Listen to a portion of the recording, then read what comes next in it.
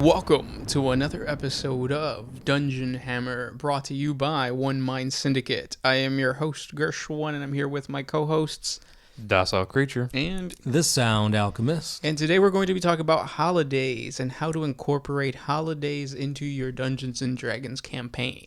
Now, personally, I think that every single Dungeons & Dragons campaign should have some form of special event, holiday, that you can celebrate for one reason and one major reason. It's an excellent world builder. Whenever you think of the holiday season, you instantly think of huge crowds at the mall or gathering at specific like firework events or whatever. And what that does is it builds this community where the players kind of fill in the blanks. And that's what you want as a DM. You want to create an environment where your players are filling in what you couldn't think of because they know what a holiday is supposed to be like. Right. When I think of the holidays, I think of family time. And that'd be a great way to introduce the families of your player characters. Your mother can bring on a nice, awesome variety of tales of like that one time when you were 7 and Mr. Big Barbarian sleeps with a teddy bear. That kind of just shows you a different side to characters that you normally wouldn't want to share, especially if you're out fighting goblins or something like that. It also kind of forces you to flesh out your character's backstory if you know you're going to go visit with your mom. So you have to think of stories that happened to you when you were 7, or just let the DM kind of roll with it. Yeah. It provides a pretty big roleplay opportunity in general. Yeah, it really humanizes these like overpowered characters that can smite dragons and whatnot.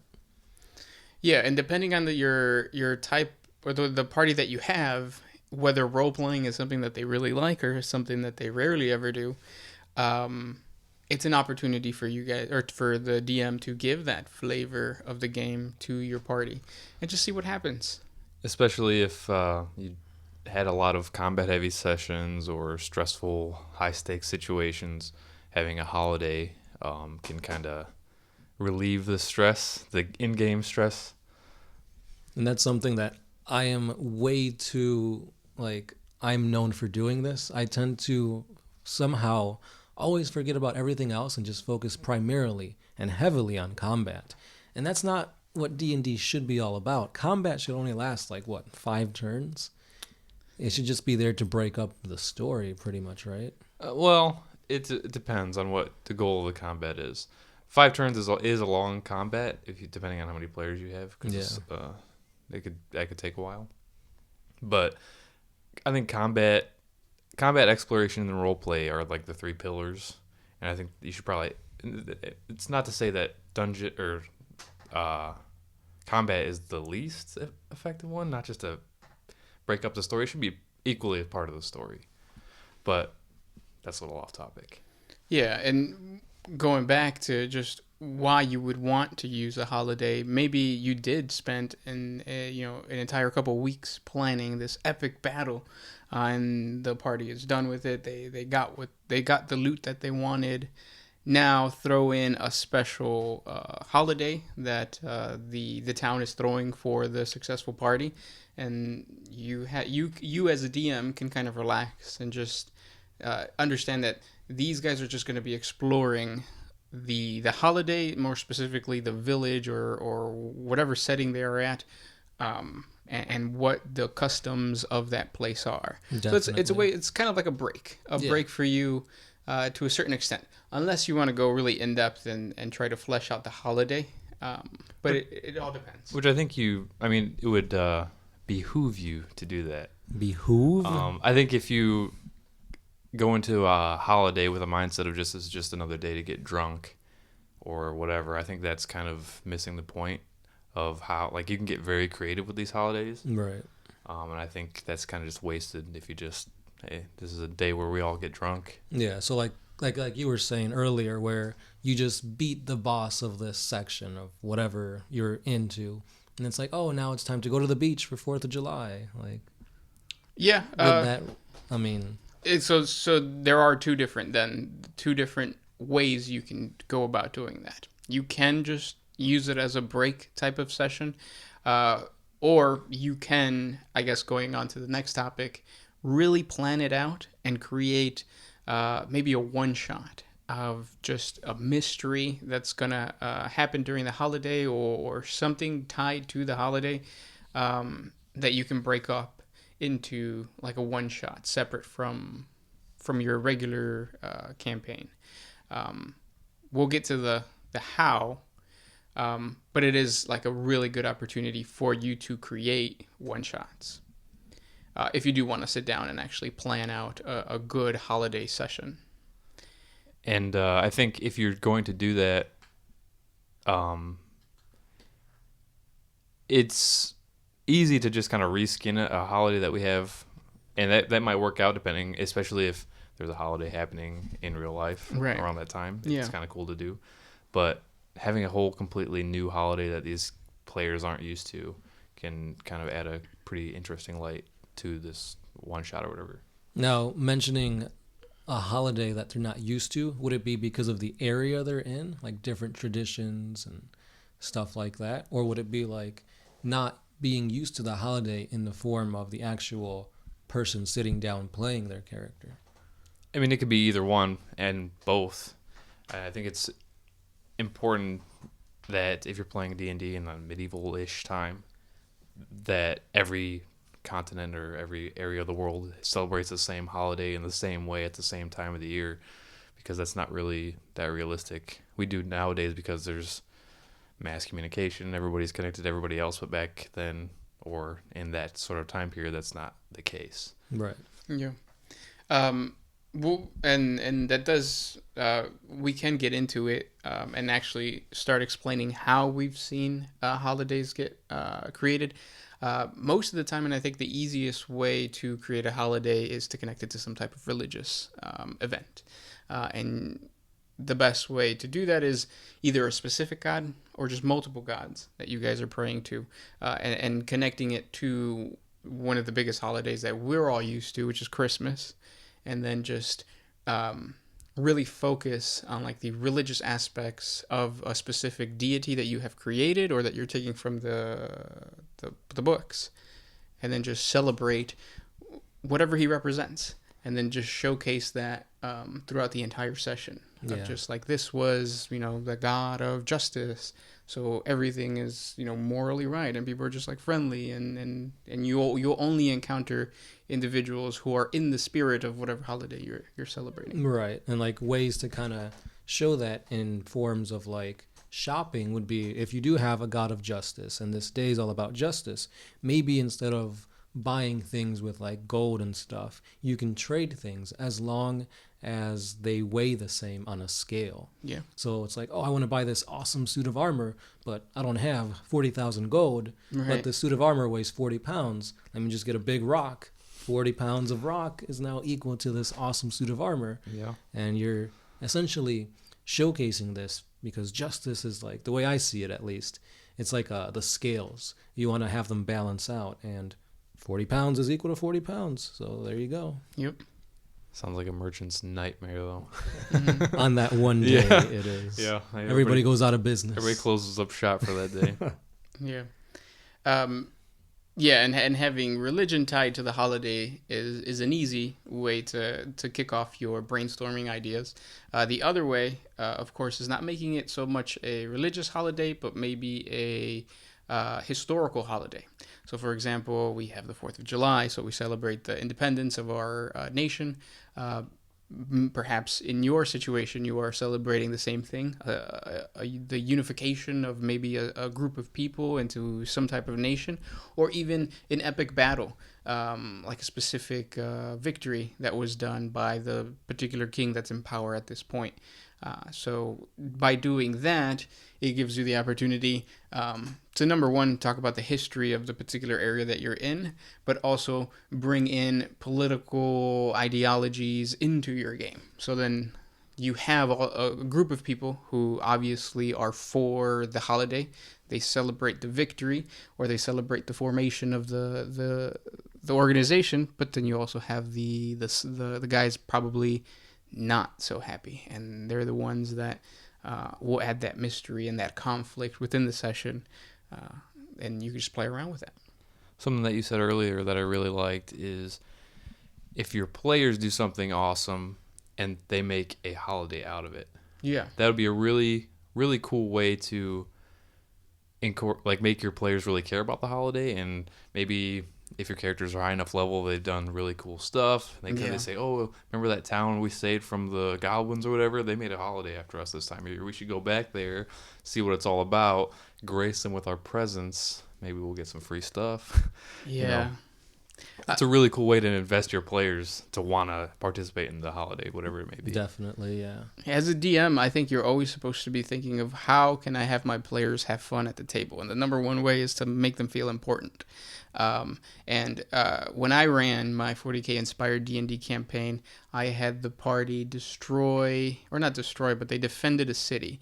And after that city was defended, it seems that everybody around them knew them by name. They knew that they were the acolytes of the emperor, and I purposefully set it up so that one of the first things that they saw while they were walking to this new village is that people recognized them and they came up to them. So having an entire day dedicated to your party is going to be a big ego boost to the party, and it's going to make them feel important, which is, as a DM, it's an opportunity that you can't pass up. You need to make your party feel like heroes. So yeah. Yeah, and another, going a slightly different route, you mentioned with the introduction of the Pantheon, perhaps that is a way to introduce multi-classing. Maybe you have the Day of the Dead, where it's all about the Raven Queen, and one of your party members has been wanting to become a warlock, but they're unaware of how to do it, and maybe on this day is the only day where you could essentially pledge your soul to the Raven Queen on this Day of the Dead, and that's how maybe you begin a new life, so to speak, now becoming a warlock. Yeah, give some actual significance mechanically to the holiday, not just a celebration of something. Yeah, and really going back to the whole Pantheon thing, that is a really good opportunity for you as a DM if you are into creating your own Pantheon and you're not taking it from the books, like you were talking about. Yeah, I feel like most holidays are based off of some sort of religious event, and if you have a D&D world that is using a Pantheon, that's X amount of gods that could each have their own, if not more than one holiday, that can be completely different depending on what the god is. The god of tyranny could be a holiday that is completely different from someone that's the god of love and joy and all that. Right, because tears and knees, that's like body parts, right? Yeah, exactly. Yes. So yeah, that's just a way to, if you really flesh out and go into detail of what your gods are, if you're creating your own, or read up on the lore in the book, it can give you a lot of inspiration for how people would celebrate holidays based off of them. Right, and that also plays very well with world building. Say you're in a certain country and it's the god of the sun. It's been a year and now you're in a different part of the world, and it becomes instead of being a praise the god of the sun, maybe you're in the Underdark and they hate that. So that holiday has now become something completely different to this other group of people. And it's how do you work around that? Yeah, and then it just becomes a dilemma that your party has to, are they supposed to hide the fact that they might worship or they might sympathize with that god? So yeah, that would be a good... Yeah, they could stroll into town ready to celebrate Sunday, and then everybody's like, these motherfuckers. Yeah. Get out of here. We're out of town. It's ooh, I got to take my Christmas hat off. They won't like it here. Yes. Yeah. Or Sunday hat off. Sunday hat. Another, because you did mention worshiping the sun, aside from religion, aside from politics or historical events, you could be celebrating just natural phenomena. The equinoxes, winter solstice, harvest day. And it's an opportunity for you as a DM to even play around with the environmental conditions of your world. So this holiday might mark the day where something gets flipped. Either there's something in the gravity, or there's something within like the electromagnetic spectrum, and all of a sudden certain weapons don't or work the same way that they're supposed to, or if something inflicted, I don't know, let's say like necro, what is it called? Like if you're doing Like necrotic. yeah, necrotic damage, all of a sudden it does the opposite. It's radiance. Yeah, and then I knew it. It was something in the gravity. and yeah, you could just or something or another, and then you could just play around with that. Yeah, maybe when we're celebrating the god of the sun, the god of the moon powers don't work for some reason. The clerics or the priests of the god of the moon don't feel like their god is touching them. Right. You go to cast Moonbeam and nothing happens. Yeah, you'll piss a lot of people off, but yes, That would piss a especially lot of people druids. off. Yeah. But ideally, if it's a holiday, Yeah. hopefully they wouldn't be trying to. Right. It'd be like a 1 day kind of thing, maybe. And take a look at your party and really create a holiday based around things that would influence them, because we did just mention like certain things won't work for certain people. If you do have a party that's full of like clerics, that is full of paladins, people connected to a certain god, connect the holiday to that god or the opposite god, so that there could be conflict. But don't just throw in like they're worshiping, I don't know, the god of nature, and nobody in your party cares about nature, has mentioned anything about nature. It's just kind of like, okay, well, that's what the DM wants. But yeah, so go according to whatever your players are building in terms of background story and just as regular classes. And I think also think about holidays more than just in terms of 1 day per year. Like some holidays can be a week long, a weekend. Yeah, Every yeah. Saturday they celebrate this minor thing for some Taco whatever reason. Tuesday. Taco Tuesday, Every Thirsty Tuesday. Thursday. Yeah. That brings 2 points. The first one is obviously if you're going to have a reoccurring holiday, keep track of time, which is something that I've only seen once in the D&D world, and it has its perks. So it really depends on you as a DM how into like each session you want to get in, or how in depth you want to be. But how have you guys dealt with time management and knowing what time of the year it is and stuff like that? I'm pretty bad at this because I don't like the bookkeeping of keeping an actual calendar and all that. But I kind of keep track in terms of seasons, and then if I know they've been in summer for a while, towards the end of summer or end of a certain season, I'm like, oh, this is when that holiday is. I'm just gonna say, oh, by the way, that holiday is next week or in 2 weeks or whatever, or tomorrow. So just in case you guys cared, stuff like that. I don't really. I definitely see the perks in keeping it like an exact calendar, Right? but it's just more work for the DM, and you don't really need to do it unless one of your players is doing it, which I've rarely seen. Yeah. The way I circumvent this is I usually have the party appear in a world that they're not used to. So that way, if I said, oh, it started snowing, you're like, oh, but it was like 90 degrees the other day. It's like they're in this world that they don't know of, which kind of gives me an out for like, oh, I want it to be cold today. Or It could also be cool because if they're in a new world and if they're, let's say, they're brand new gods and all that, there could be holidays they have no idea what's going on. Right. That'd be a cool way to Introduce mix them things into up it. a bit. Yeah. Yeah. One thing or one perk that we've seen, because we have all played in the same D&D session with this person, is that he's keeping track of the time because he's keeping track of birthdays. Yes. Birthdays are a really good holiday, again, to make players feel important. So it's one of those situations where it's like if you are keeping track of time and your player picked a specific holiday, or sorry, a specific birthday, maybe on that specific birthday of that person, an event connected to his background is going to unfold, and the whole party needs to deal with it. So then it gives you that opportunity to like to focus on a person's background, but then at the same time make it a special event. Right. No, so it's also easier in keeping track of age, where it's like, oh, there's a person in the party that's been 17, and it's like, 18's coming around. Then Legal. that's right. Yeah, because there are certain classes that at a certain point or a certain level you do become ageless, right? Like for the druids, I know. Yep. Once you get to the higher, so to make it more special.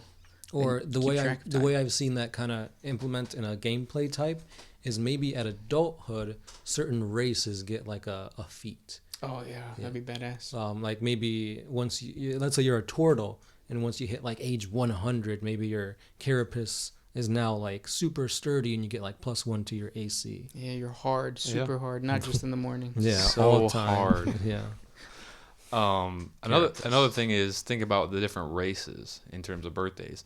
Elves might not celebrate birthdays because they have so many of them that it's just another I day. didn't think about that But one. like halflings or Kenku don't live very long, No, yeah. so they might really celebrate those birthdays because they don't get as many of them. Right. Even though they can't really talk. Yeah, and So they have to have somebody sing happy birthday to them. That way they can sing happy birthday to their loved ones. Yeah. It could be like a conflict thing too. Like the elf player might feel like the party is being dumb for celebrating something that shouldn't be celebrated because he's gonna live longer than the whole party. Also think of different ways, if you are doing birthdays, different ways people would celebrate birthdays. Maybe people don't see it as a good thing. Maybe they think this is the day where the god of death has come closer to getting me, kind of thing. So they look at it with dread, not necessarily like, oh, we should celebrate my birthday. Like, let's just keep this secret. I know how old I am. I know what my birthday is, but the god of death is one step closer to getting me. So I don't want to celebrate or maybe you're a necromancer, and it's like, oh, one more day closer to it. Like, that's a good thing. Yeah, another thing because whenever I think of birthdays or whenever I think of coming of age in D&D, I always think of hags because of the whole once a hag takes control of a girl at a certain time of her age, 13. 13, she becomes a demon, a hag, or something bad happens to them. So if you know that you have a birthday, if you're keeping track of days and you know there's a birthday coming up, create a monster that's going to affect a certain player whose birthday is coming up in a negative or maybe positive way. That way it makes it a conflict that the entire party has to deal with. Is this person now going to become a werewolf now that they've turned 18? I hope so, because their werewolves are badass. But things like that. Yeah, things like that.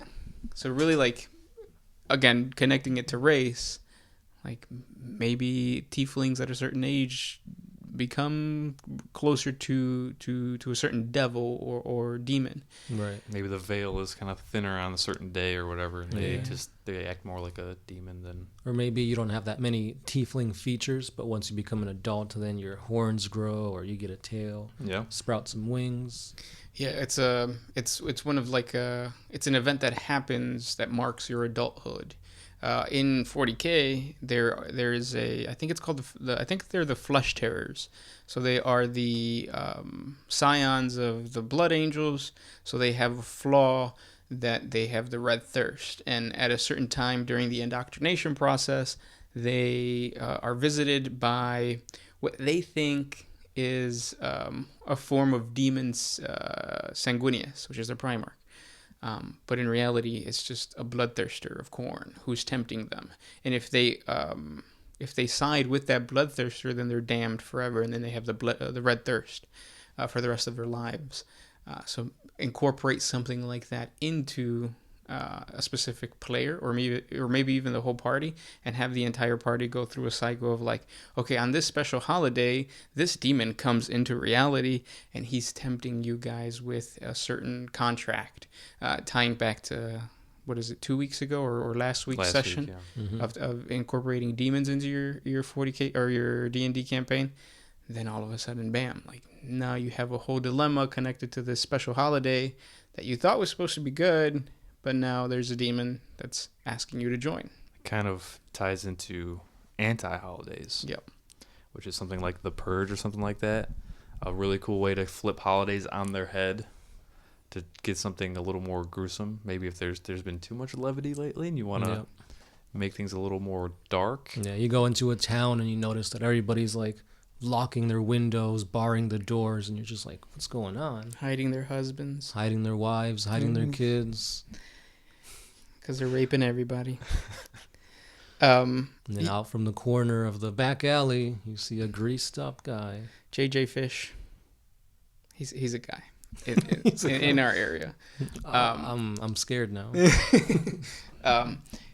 With anti-holidays, the idea of the Purge is really badass. Also, the original idea of Christmas, which is Saturnalia, which is the belief that things get flipped upside down. So like the roles are reversed. So the servants become the owners, and the owners become the servants. Yeah. So playing around with something like that as an anti-holiday would be kind of cool. So all of a sudden now all these heroes are actually seen as villains for whatever reason, or like the slums are just poor. Like everybody in the slums they're coming out because all of a sudden these people that are normally bad throughout the entire year are supposed to get treated like royalty. So something like that would be kind of cool. Yeah, or maybe like this one day of the year, demons crawl out of the ground, and if they see you, then they'll just murder you. So you gotta board up your windows, board up your doors. Just for one night a year, you just kind of like the Purge, I guess. But there's some supernatural threat that's out there that you gotta hide from. And it'd be like they're so powerful in this year that they can't die. So this kind of becomes now like a slasher thing. Yeah. Yeah. So now they're chasing you throughout the entire town that you built beforehand. That would be kind of cool. Yeah. For more information on that, check out our D&D podcast on horror. Oh yeah. Definitely, that would be badass. Yep. Because then that connects it to Halloween. Right. Because that's a holiday that everybody wants to kind of celebrate. Mm-hmm. Yep. It's a shame that we had the ability to play on Halloween, but we didn't. That would have been a good opportunity for a one-shot. Yeah, for sure. So theming a holiday on a specific, like real-world holiday is something that you can play around with. So we've talked about 4th of July, we've talked about Christmas a lot, but what would you guys do like in situations of like celebrating Halloween, for example? The Day of the Dead, connected somehow to the necromancers, connected to demons and stuff like that? Yeah, I guess that really depends on if you're just reskinning Halloween, then, I don't know, maybe masks or something, masks of a certain god, or if it's not tied to a god, then... But do you feel like just because it's that, like we're near that season, that celebration, you should kind of force it on your games? Like, for example, like let's say you have a holiday that has nothing to do with your session. Would you still want to put it in there just because it's the season? If it has nothing to do with your session and you're running a session where like the campaign is leading to a certain point, and then I wouldn't say throw in like a one shot, just throw in a one shot. Yeah, like you're saying, like we had the ability to play on Halloween. Yeah. Say we actually did play on Halloween. Do you feel like that kind of forces the DM to be like, oh, it's Halloween today in real life, so let me throw in something, even though it pertains nothing to the campaign currently? I don't think it'll force the person. I just think that it's a good opportunity for you to do, especially if your campaign is at there's no real direction. Yeah. I think Halloween's kind of a bad example because it ties so well in D&D. Like, there's so many different ways you can integrate it into D&D. So let's say like it's Thanksgiving or something. Cinco de Mayo. How would you it's Cinco de Mayo? It's like, what are we gonna do with that, right? Yeah, well, situation, call Miguelito and have some tacos. have Miguelito be the deity. Then you bring tacos to the game. Right, but regular session. But that's not doing anything in the game. That's like outside of it. That's more culturally based, I guess. I guess all holidays are, but that more zoomed in on a particular culture. So I don't think it would fit as well. I think what you mentioned, though, about Thanksgiving, that's a really good one to think about, because Thanksgiving is one of those holidays that's not really connected to anything religious. More of a historical thing. It's historical. But at the same time... you could always connect it to religion. But anyway, go ahead. Yeah, and but specifically, it's supposed to be a celebration of coming together. And it's an opportunity, again, going back to the role-playing, for you as a DM to create scenarios where it's like either you guys role play, and I want to see a bunch of charisma rolls. I want to see a bunch of like different roles of you communicating with people around town, or something bad's gonna happen to you.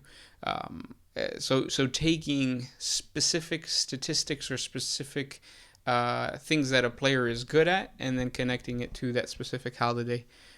Whether it's emotions, whether it's like a particular like action, in Thanksgiving situation, it would be a coming together of showing mercy and showing respect towards other cultures, which is just an idea. Because obviously you can twist Thanksgiving to be whatever. Or maybe a giant mutant turkey attacks the town and you gotta kill maybe, it, cook it, eat it. Yeah. Maybe you go invade another Filled with country stuffing. Yeah, something like that, or maybe true. maybe it's a rally, and what's happening is that it's a holiday celebrating something that's evil in nature. For example, your party might walk into a city where they are having rallies. They are wearing certain red hats. Or Christmas rallies, right? Yeah, or some type of symbol around their wrists and stuff like that. Basically, a whole movement of negativity wrapped up in this like national ideology. But the thing is, though, like you could see that. Like, let's say everybody's having a great time. You see a crowd. Yep. But like once you push through the crowd, you notice they're like beating up like gnomes. Or Yeah, something yeah, like that. yeah. But everybody else is having a blast. Exactly. Yeah. But your character's in a moral situation. It's Mhm. not. I mean, it's a holiday, but it's Right. kind of. But it's not really something that you're. Well, maybe your players will get involved, but Yeah, it's maybe not necessarily something that you're. Maybe you should have the gnome be. If it's a gnome, then there's a gnome in your party, right. or have a race in maybe- your party be the one getting Yep. messed up. Yeah, or maybe you're like you don't remember your past, and you're the same race as the ones like pushing the gnome in the dirt and stuff like that. And you have this mysterious armband in your Yeah. backpack. You don't remember where And you now got the it crowd's like forcing you to, oh, you get the next licking. It's Yeah. like, what do you do? Yeah, it reminds me because in previous podcasts we talked about how you can start creating a session and creating a session based around a specific like scenario. This all reminds me of the live action Hunchback of Notre Dame. They had a live action? Yeah, I never saw that. Yeah, well, I Oh, watched it's it when I was old, a kid. right? Yeah, It's I like watched black it. and white. I watched it when I was a kid, and it traumatized me because there's a scene where they have the Hunchback, just what's his name, Quasimodo, tied up, and they're throwing tomatoes at him. And as a kid, you see that, and it's scary. It's like it's really messed up to see that type of Behavior. yeah. So if you do walk into the same situation where like you do have a tied up gnome, and instead of throwing tomatoes, they're actually kicking him, then that is a huge moral Actually conundrum. killing this gnome. Yeah. Or if you decide not to, then you have this whole crowd that's going to be a mob, right, forcing their anger at you for not doing that. Or maybe They they're start chanting. after they're done killing this gnome, they look in the party and they see your gnome and they're like, "He's next, get him!" And then you're kind of forced to act. He's next to get him. I think that's what you would do in a regular rally situation. No, you don't want the fun to stop. And if another one popped up, then yeah, let's go for it. He's next, get him. And then it becomes a man. chase sequence, which Yeah. brings us to our next topic: chase sequences in Dungeon. No. Yeah, so anti-holidays are really fun things to play around with. If you're not a gnome. If you're not a gnome, And never be a gnome. That's just the moral of the I story. think I'm a gnome in this most recent. You're currently a aren't I? gnome, yeah. Ugh, awkward. I'm a wizard gnome. Hope our DM's not listening. Yeah. So then, talking about these holidays, when would be the best time to actually Use the holiday. use the holiday? Yeah, spring it up. One of two ways. Either have it be like the first thing you encounter, because that sets the setting. If you are bringing in gods, it sets up the pantheon, or at So, like, least session one of them. one. Yeah, session one. And also it could be like a fun way of like introducing people to the mechanics, where it's like, oh, we're throwing darts, so let's see how well you hit. Or we're doing a race, let's see how well like my climbing speed is, my swim speed is. So you have a baseline of what you can expect, like if certain things come up. Yeah, one of the biggest regrets I have for my first D&D session was I didn't connect it to a specific holiday, and I set it up in a way where the party was exploring a town, and there was even side games. You guys rode around on like rhinos. Right. We played cards. Yeah, and it would have been a perfect opportunity for me to introduce not only at that point what was the Emperor, but also all the different, like I called them saints. They were just the Primarchs. And I missed out on that opportunity. So introducing a holiday in session 1 is really the best way I think that you can use a holiday, because of the whole idea of like world building and like it just opens up the world. Yeah, it sets the stage. Yeah. And if you're not having all the characters just automatically know each other or whatever, it's a good way to introduce your characters to each other in a non-combat situation. Yeah. Where if you're trying to do that, they might not, I don't know this person, why would I help them from this threat or whatever, but if it's a holiday, low-key, fun way to introduce all the characters together where they don't have to, where they can bond, but not necessarily in a negative way. Yeah. It's like, oh, we got a bard and a rogue all in the same place. Why? Well, it's a huge gathering. It's a festivity. You have people from across the world, gathering in one certain place for this. It's Mardi Gras of your D&D Exactly. universe. Yep. A lot of beads getting thrown around, a lot of flashing at the table. A lot of gnomes getting killed. It's also an excellent opportunity for you as a DM to connect certain classes to your own pantheon.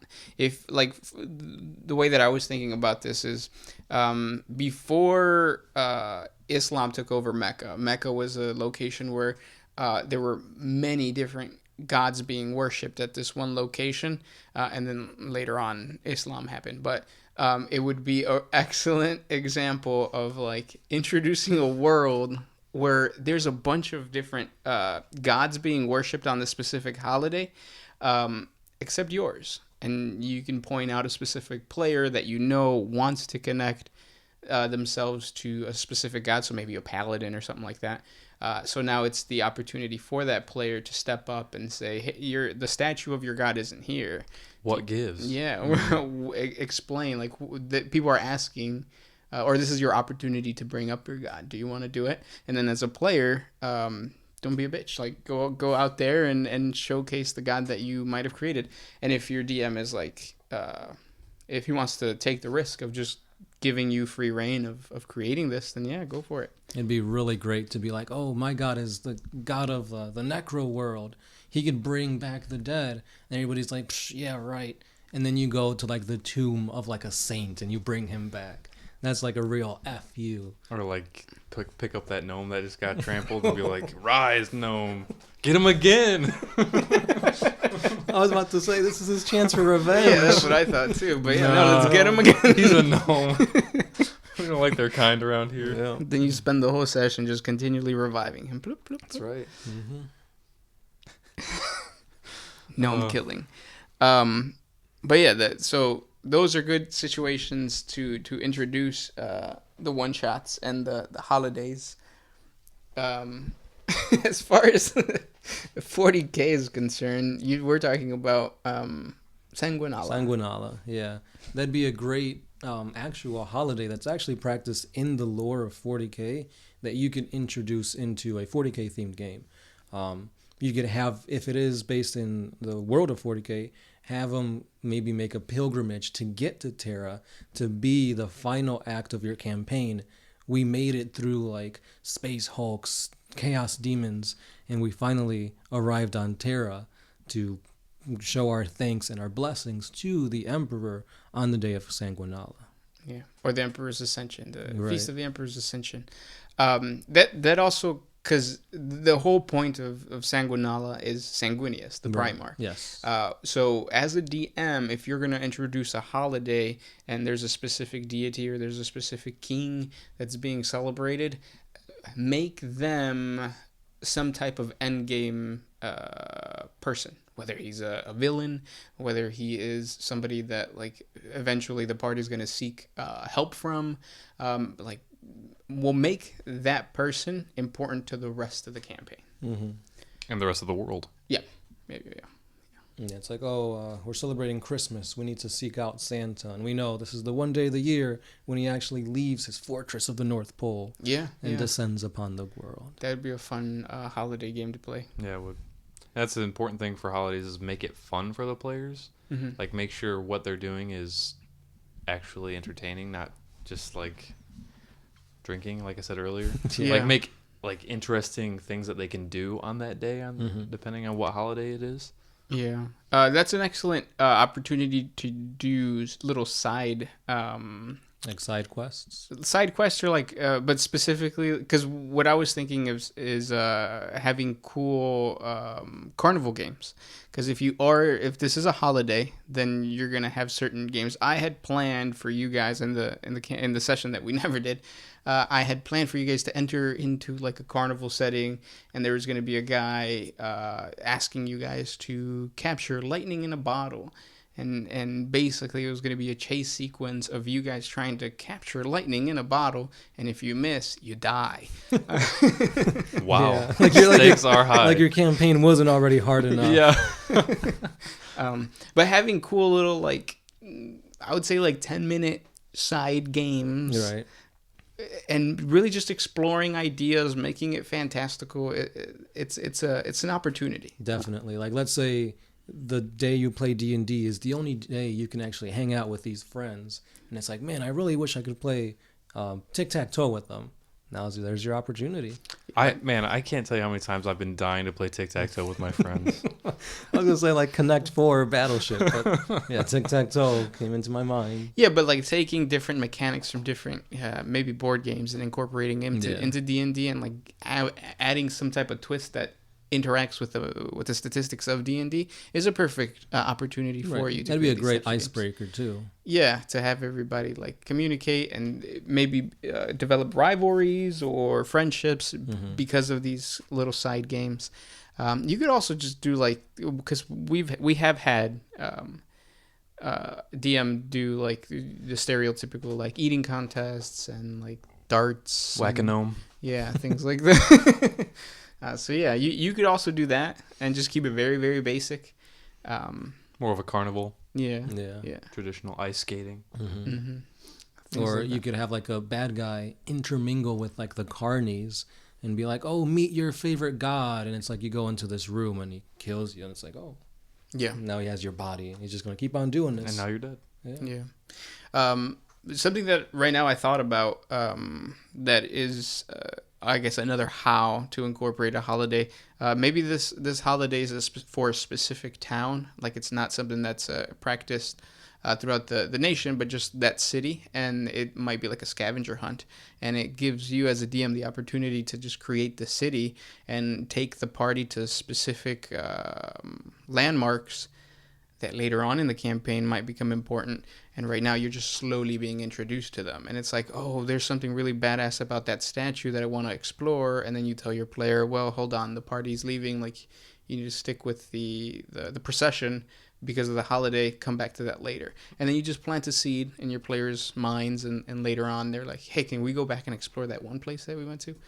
Yeah, that's I might actually steal that idea because I gave my players this keep that has a bunch of these portals in it to each continent, but they have to find basically the one on the continent and open it from there. And that's a cool way to be like, oh, there's this ancient ruined structure in the woods that we do our scavenger hunt, and then they find it's like, oh, this is something way more than what this little town thinks it is. Yeah. Because I feel like most little towns, especially if they're isolated away from the rest of the world, are gonna find excuses to celebrate something. So they're gonna have a lot of those holidays that are just celebrated in that one town. Yeah, but incorporating world building ideas into the holiday is probably like the best way to go. Really, just flesh out a world that's just bigger than as a DM. Seems. It's really just an excuse to flesh out your world even more, which is always fun. Yep. Now as players, have you guys had any specific scenarios or any other cool things that other DMs have done in the past? I've all holidays that I've really done have basically been the stereotypical drinking ones, so not really that like Harvest Day kind of thing. I had an idea to every Saturday or whatever do a celebration like that, but I don't have a lot of experience fleshing out unique holidays. But I've been kind of in that mindset recently. Yeah, I've never done anything like that. I should, because it's gonna break up the monotony of like battles. Killing monsters. Yeah. But yeah, I think I'll definitely come back to this podcast and get some ideas from it. Definitely. And then what we need from you guys is to comment down in the comment section below. Let us know what cool ways your DM or you as a DM have created special holidays for your party. We want to hear it all. Also, hit us up on Facebook or Instagram if you guys want to share your stories. And if you guys have any other topics about D&D that you guys would like us to talk about, please comment down below. For all those who are listening to us for the first time, we do this every Thursday. We're gonna start introducing more D&D videos on the channel. So subscribe, support us on Patreon if you guys want to. If you don't, then get out of our lives. But yeah, Not my life. Please stay here. I need a friend. Yeah. Can't wait to talk to you guys in the comment section, and we will talk to you next week. As always, this has been The Sound Alchemist. Docile Creature. Gersh 1. And we are out of here. Always